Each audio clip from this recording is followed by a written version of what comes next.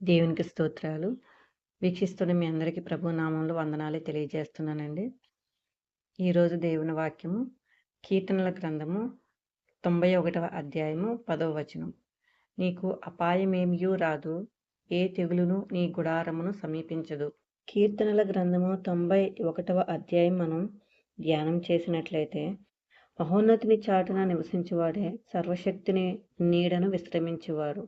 ఆయనే నాకు ఆశ్రయము, నా కోట, నేను నమ్ముకును నా దేవుడని నేను యెహోవాను గూర్చి చెప్పుచున్నాను.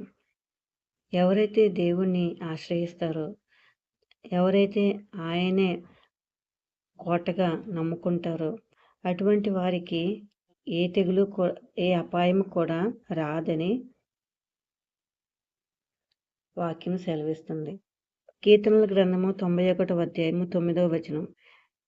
యెహోవా నీవే నా ఆశ్రయము అని నీవు మహోన్నతుడైన దేవుని నీకు నివాస స్థలముగా చేసుకుని ఉన్నావు.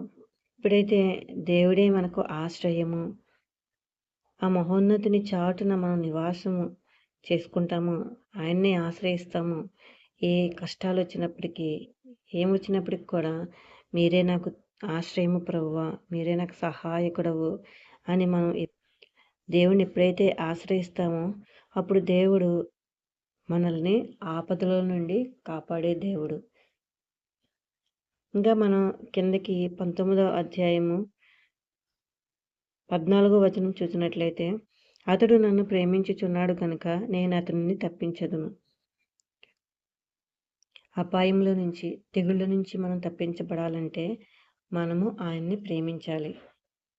ప్రేమించడం అంటే 1వ యోహాను సువార్త 5వ అధ్యాయం 3వ వచనం, మనం ఆయన ఆజ్ఞలను గైకొనుటయే దేవుని ప్రేమించుట.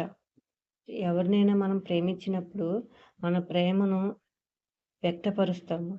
కానీ మనం దేవుని ప్రేమిస్తున్నాము అని ఏ విధంగా వ్యక్తపరచగలము అనంటే, మనము ఆయన ఆజ్ఞలను పాటించినప్పుడు మాత్రమే ఆయన ప్రేమను మనం వ్యక్తపరచగలం. ఆయన ఆజ్ఞలను పాటిస్తే దేవుని ప్రేమించినట్లే.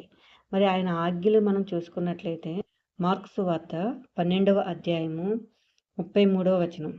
పూర్ణ హృదయముతోనూ, పూర్ణ వివేకముతోనూ, పూర్ణ బలముతోనూ ఆయనను ప్రేమించుటయు, ఒకడు తన్ను వలె తన పొరుగువాన్ని ప్రేమించుటయు సర్వాంగ హోమముల కంటెను, బలుల కంటెను అధికమని ఆయనతో చెప్పెను.